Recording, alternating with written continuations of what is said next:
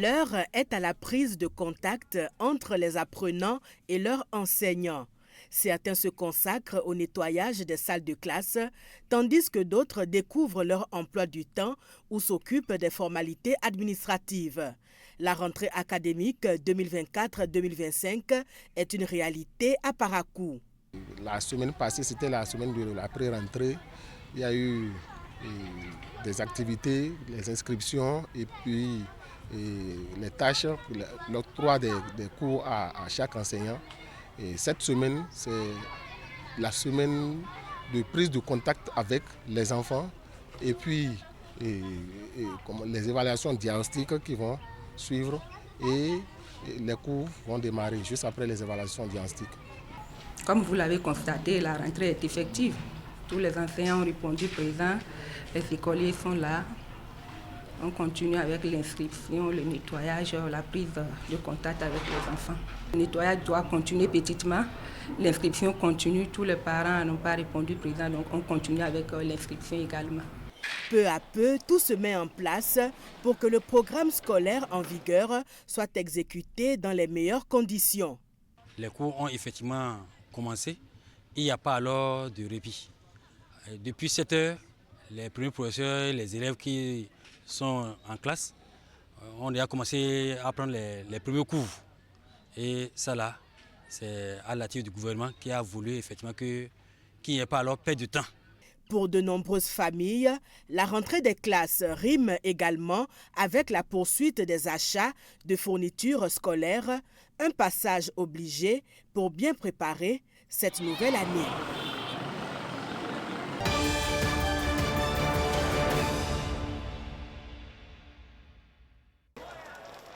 La pluie n'a pas eu raison de la finale de la 7e édition du tournoi Amos Champions League Langue-Enfin qui a opposé l'équipe des Bulf FC de Zakota à celle de TP Mazembe de Boikon. Malgré la nature très peu clémente de ce week-end, la finale a connu son vainqueur au bout des séances fatidiques de tir au but. L'équipe de TP Mazembe de Boikon, ici en maillot cendre, a remporté le grand trophée des médailles en or, un jeu de maillot, de ballons et une enveloppe financière. Le tir au but, c'est une question de chance et on a gagné. Moi, je suis très heureux pour ce trophée. Le butin est remis sous l'œil du ministre en charge du développement et de la coordination de l'action gouvernementale, Abdoulaye Biotchane, président du Parti Bloc républicain. Vous les jeunes qui êtes ici, je veux vous saluer et vous féliciter. C'est la 7e édition du tournoi. Je vais en profiter pour féliciter surtout Amos pour sa résilience qui fait que d'année en année, il fait de cet événement un événement important dans Zogodomé et dans la circonscription.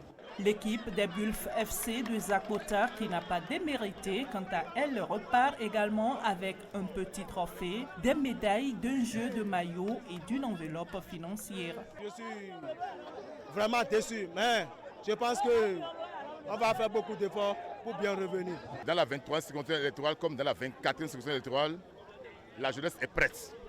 Puisque à travers le football, on fait beaucoup de lectures, notamment des lectures politiques.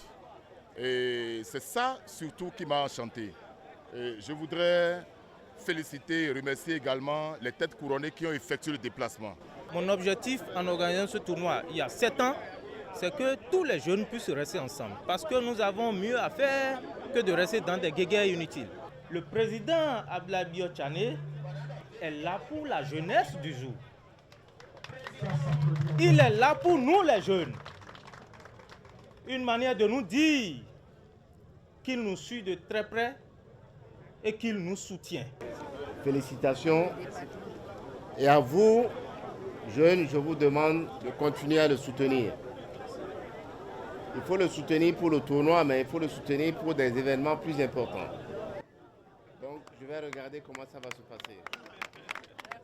C'est sur une note de satisfaction que organisateurs, joueurs et amoureux du Curon ont dit au revoir à cette 7e édition du tournoi départemental de football du Zou, dénommé Amos Champions League Langue-Enfin.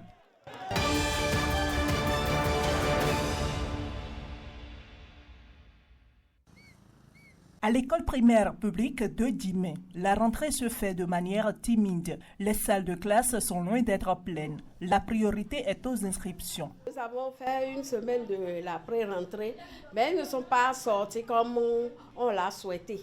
Donc aujourd'hui, ils sont en train de venir. On continue avec les inscriptions.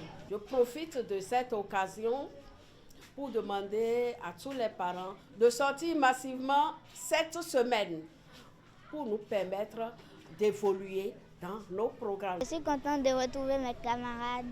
Pour réussir mon année scolaire, passer mon CP, je vais bien apprendre mes leçons et faire correctement mes devoirs. Je profite de la journée pour souhaiter une bonne rentrée à tous mes amis. Au collège d'enseignement général de Goro, les cours ont commencé dès ce premier jour. Les élèves, bien qu'encore peu nombreux, étaient présents et attentifs. Depuis quelques années, les choses ont changé. C'est dès les premières heures qu'on démarre avec les cours et ce n'est pas encore rentré totalement dans les habitudes. Il est question donc de prendre contact avec les enfants et de leur présenter à peu près ce qu'ils ont à faire cette année et démarrer en même temps avec la première situation d'apprentissage. Je suis venu tout juste retirer les bulletins, suivre la fille jusqu'à sa classe. Je suis venue inscrire mon enfant. Bonne rentrée à tout le monde. Malgré ce démarrage hésitant dans certains établissements, l'ensemble du corps enseignant se montre résolu à faire de cette année scolaire un succès. La semaine dernière a été dédiée aux inscriptions. Mais il faut remarquer que les enfants ne sont pas venus comme cela se doit. On est obligé de poursuivre avec les instructions, mais dans le même temps, les cours ont repris déjà dans les différentes classes. C'est dans les classes de 6e qu'il y aura une petite perturbation. Aujourd'hui, je suis très contente de retrouver mes camarades. Je vais bien apprendre mes leçons, bien faire les exercices. Il faut se prendre au sérieux dès le premier jour de la rentrée pour avoir la réussite et le succès. Tout en souhaitant bonne rentrée aux apprenants et enseignants, les acteurs de l'éducation invitent les écoliers et élèves à donner le meilleur d'eux-mêmes pour de bons résultats en fin d'année.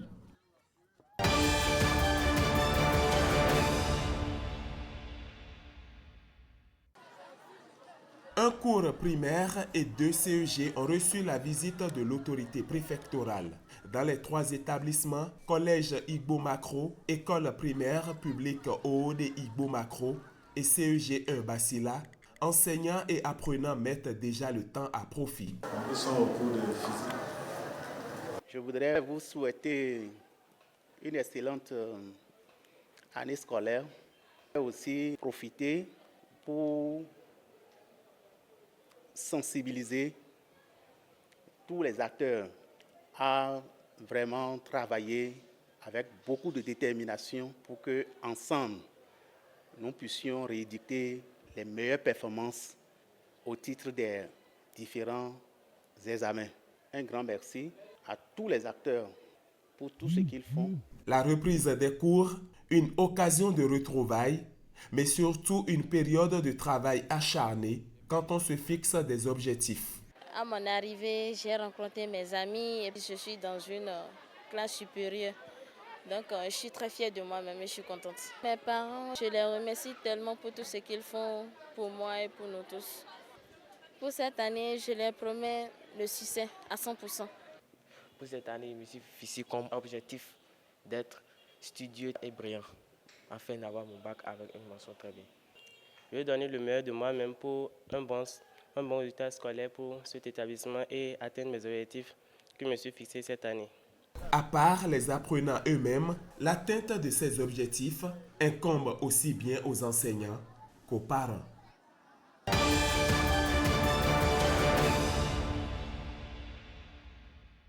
Ce n'est pas uniquement une formalité républicaine que je suis venu faire ce matin ici à la Cour suprême. Vous savez, quand j'ai été nommé le 3 juillet, la première lettre de félicitations que j'ai reçue le lendemain vient de la Cour suprême. Cela m'a vraiment fait plaisir. J'étais toujours chargé de M. le Président de la République. En ce temps-là, je n'avais pas encore pris fonction. Je prendrai fonction que le 23 juillet après. Vous voyez que j'avais une obligation de gratitude personnelle envers le Président que je suis venu remercier, requérir sa bénédiction et ses conseils, et j'ai été comblé, vraiment comblé. Mais nous avons parlé des relations entre nos deux institutions et nous avons d'intenses relations. Est-ce que vous savez que c'est la Cour suprême qui est le juge du contentieux des élections des professionnels des médias à la HAC, par exemple. Et c'est la Cour suprême qui a le pouvoir de casser les décisions de la HAC. Donc vous imaginez très bien que nous avons à nous dire. Les défis sont nombreux. Il s'agira de vous prouver que le président de la République n'a pas eu tort.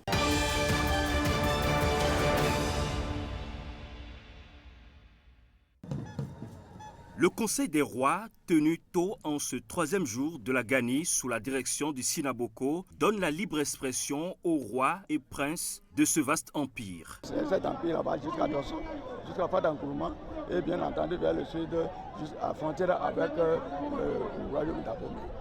C'est ça, avec tout ça là, c'est l'empire. Du côté de l'ES, c'est le parti local gouvernement dans l'état de Corée. Quand les colons sont arrivés, ils ont donné une superficie de 102 000 km² que constituait l'empire de Midi. C'est le temps de faire le bilan de l'année et donc d'aplanir les différends et de faire des recommandations à l'empereur. Loin d'être féodal, le pouvoir de l'empereur de Nikki jouit d'un esprit démocratique qui fait sa force, sa stabilité et sa longévité. Puis vient l'allégeance. On est à cette étape-là de passage l'allégeance au Sinaboko. C'est le premier sens. C'est pour dire, quel que soit ce qu'on aurait reproché au Sinaboko, au cours de leur conseil, ils ne continuent pas à le reconnaître comme leur souverain. Tout ce que vous voyez là, ce sont des rois. Au niveau du Batonou, il y a 2 générations. La première génération qu'on appelle la génération de Ouré, et la deuxième génération est la génération de Père. Donc ils sont installés là, par dynastie, par génération. Enfin, la reine-mère, ou Yonkogi, baptise les princes et princesses Wasangari. Une cérémonie de rasage délicate qui ne se fait qu'à l'occasion de la Gani. Elle est la sœur de l'empereur. Elle est vénérée. Tous les princes doivent se coucher pour la saluer. Comme elle ne peut pas être partout, elle a des représentants à qui elle a attribué des rasoirs qui font ça de l'autre côté. Si elle fait mal, les peuples vont se mélanger. On peut baptiser les Bariba. Voilà, ils n'ont pas droit au trône d'empereur. Parmi nous, on a le peuple Gando. Si elle ne surveille pas bien, elle peut les baptiser aussi. En les baptisant, ils finiront pas prendre le grand trône là demain. Elle veille beaucoup sur ces cas-là avant de raser. La Kaessi, ce cérémonial d'allégeance, est également l'occasion pour les rois, dignitaires et princes du Barothème de présenter leurs vœux de nouvel an au Sinaboko.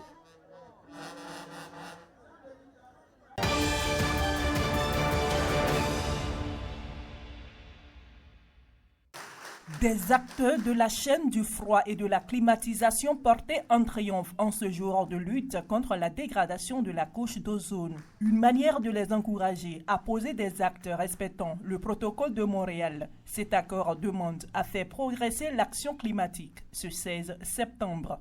La Journée mondiale de l'ozone constitue donc un appel convaincant à l'action. Il exhorte les gouvernements, les organisations et les individus à poursuivre leurs efforts inlassables pour sauvegarder la couche d'ozone, à réduire les émissions de substances appauvisantes et à faire progresser la durabilité environnementale.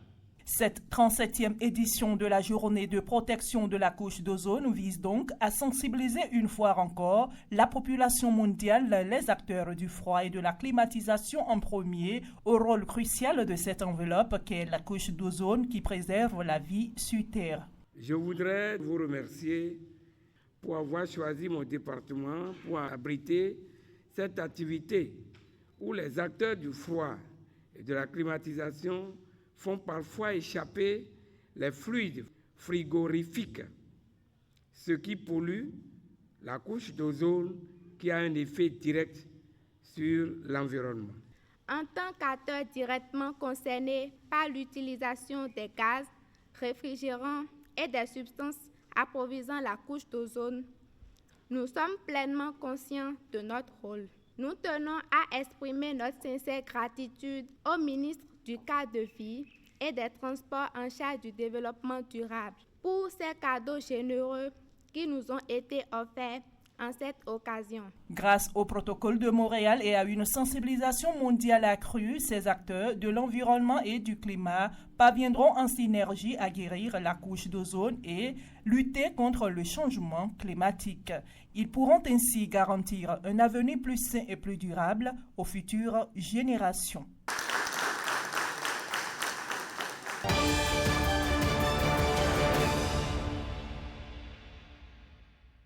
Le Bénin, comme de nombreux autres pays africains, fait face à des défis environnementaux majeurs tels que la déforestation et l'accumulation des déchets. Pour apporter une réponse à ces problèmes, le ministère du Cadre de vie et des Transports a offert un biodigesteur au Centre des œuvres universitaires et sociales de l'Université de Parakou. Ce dispositif, conçu par l'entreprise Serwaï, permet de transformer les déchets organiques et animaux en biogaz. Le biodigesteur, ça sert à produire des énergies renouvelables, des énergies pour la cuisson. Parce que les femmes au niveau du restaurant de course Parakou utilisent du bois, utilisent du charbon. Or, ces énergies sont des énergies fossiles qui sont responsables des émissions des gaz à effet de serre. Donc, à ce titre, nous sommes au ministère du Cadre de vie où nous avons comme attribution la préservation de l'environnement. D'une capacité de 6 mètres cubes, cette technologie a été rendue possible grâce au soutien technique et financier du Fonds des Nations Unies pour l'enfance, UNICEF. Nous avons choisi ensemble l'Université de Parakou parce que c'est un haut lieu de savoir où il y a beaucoup d'étudiants qui comprennent davantage les enjeux liés au changement climatique. Et quand nous parlons d'efficacité énergétique, comment est-ce qu'il faut faire la promotion des énergies vertes, par quoi ça peut se traduire facilement dans nos contrées. Satisfaction et reconnaissance sont les sentiments exprimés par la communauté universitaire. C'est vraiment un soulagement pour nous d'avoir cette installation à portée de main. Et c'est l'occasion de remercier très sincèrement l'UNICEF, ensemble avec le ministère du Cadre de vie et du Transport. Ce biodigesteur est perçu comme l'une des solutions clés pour une transition écologique et énergétique, selon les spécialistes en environnement.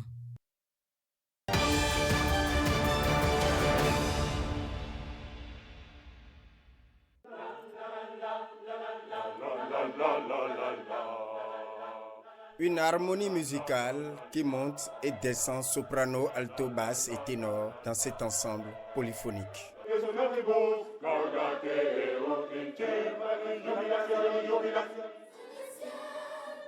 Un ensemble polyphonique pas comme les autres, réunis au campus en 2 semaines à partir des réseaux sociaux, ces jeunes musiciens béninois sont la concrétisation du projet El Sistema, Musica para Todos, la musique pour tous.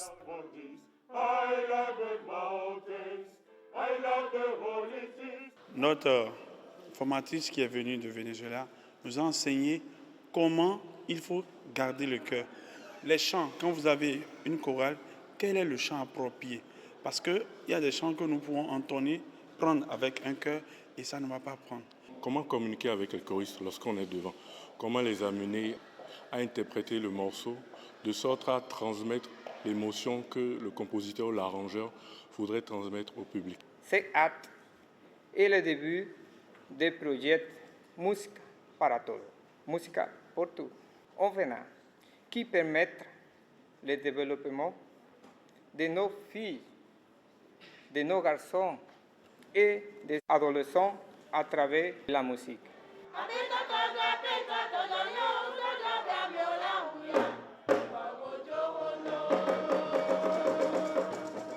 Au nombre de 70, ils ont chanté avant de recevoir leur attestation Meija Megbe de Bernardin Nubozoku, We Are the World de Lionel Richie et Michael Jackson et Sambaramboulé. Sambaramboulé, c'est une chanson populaire du Venezuela.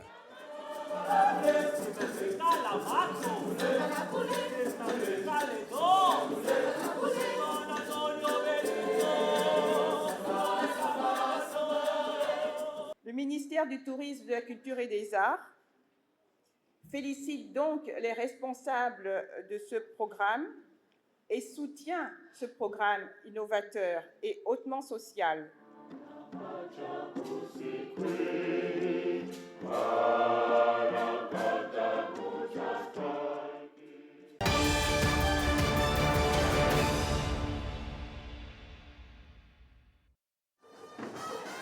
Dans une salle vibrante d'énergie, les Amazones du bloc républicain d'Abdoulaye Biotchane se sont rassemblées à Parakou. Militantes dévouées et ferventes, soutien de Patrice Talon, elles ont exprimé leur gratitude pour les efforts constants du chef de l'État en matière de développement. Chère population de Parakou, nous sommes les Amazones du bloc républicain du président Abdoulaye Biotchane, mais d'origine 100% Patrice Talon. Parce que le président Patrice Talon a sauvé l'honneur de la femme béninoise. Monsieur le président Patrice Talon, vous pouvez compter sur nous, comme dans l'histoire du Dahomey, où le roi Guézo a compté sur les Amazones. Les Amazones ont salué les réformes notables en mettant l'accent sur celles qui touchent particulièrement leur ville. En témoignage, la construction des marchés modernes sur toute l'étendue du territoire national, notre raison d'être, ce sont les microcrédits au profit de la femme béninoise, car elles en sont les grandes bénéficiaires. C'est de l'inédit, c'est du jamais vu. Et c'est pour ça que je vous demande de vous mettre en ordre de bataille, cher Amazon, pour soutenir la vision du président Patrice Talon. Le soutien indéfectible des Amazones envers le président Patrice Talon s'est fait entendre. Réaffirmant leur attachement au bloc républicain, elles invitent les leaders du parti à rester à leur côté, tout en espérant que Parakou continuera de bénéficier de l'attention particulière du chef de l'État. Nous invitons l'honorable Rachidi Badamassi, notre leader, à ne céder à aucune provocation. Nous vous demandons de ne pas quitter Parakou. Restez à Parakou. J'ai écouté 5 sur 5 le message des femmes qui me demandent de rester à Parakou, de ne plus bouger. J'ai déjà pris ma valise. Je serai en permanence à Parakou. À chaque fois. Et plus précisément, la 8e circonscription électorale. Et aussi toute la partie septentrionale. À Parakou, les Amazones du bloc républicain se montrent prêtes à soutenir le développement du Bénin et celui de leur ville et à œuvrer pour un avenir meilleur.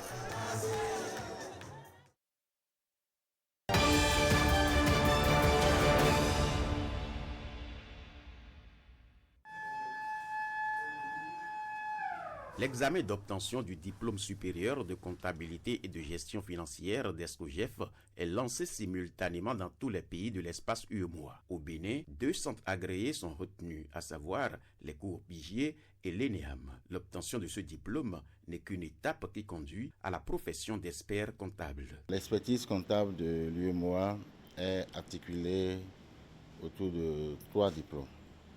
Nous avions le DECOGEF qui correspond au bac plus 3, donc niveau licence. L'examen s'est déroulé dans tous les centres agréés du 2 septembre au 16 septembre. Ensuite, nous avons le DESCOGEF, ce que nous venons de lancer ce matin. C'est le DESCOGEF qui correspond au niveau master. C'est après ce diplôme DESCOGEF que vous pouvez maintenant faire vos stages de 4 ans dans un cabinet. Et après ce stage, vous allez faire maintenant passer l'examen final qui va vous donner droit au diplôme de l'expertise comptable dans l'UEMOA. Le DECOFI, diplôme d'expertise comptable financier, est l'étape finale. C'est un diplôme professionnel qui forme au métier d'expert comptable, d'auditeur, de commissaire aux comptes de société. Donc un diplôme qui est ouvert sur le monde économique et le monde des affaires. L'Ordre des experts comptables et comptables agréés du Bénin travaille étroitement avec les structures spécialisées du domaine. L'Ordre des experts comptables veille notamment aux exigences de l'Union économique et monétaire ouest-africaine, de l'Organisation pour l'harmonisation en Afrique du droit des affaires, de la Fédération internationale des comptables en matière de normes, en matière de formation professionnelle, en matière de contrôle qualité de la profession et en matière d'éthique et de déontologie. Après la phase écrite, les candidats seront appelés à plancher devant un jury, ceci pour l'oral.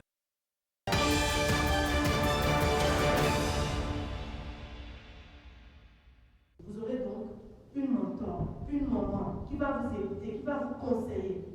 Ça n'a pas de prix. Moi, je n'ai pas eu ça. Vous l'avez, vous devez saisir l'opportunité. C'est au bout de l'ancienne corde qu'on tisse la nouvelle. Une citation traduite en actes par le mouvement Ensemble pour une nouvelle ère qui donne l'occasion aux 3 meilleures filles au BEPC et au bac 2024 des 8 communes du Borgou d'échanger avec une devancière. Objectif, nous avons vraiment d'amener ces filles, à la découverte des institutions de la République, 2, rencontrer des figures féminines inspirantes du pays, 3, bien sûr, découvrir la ville.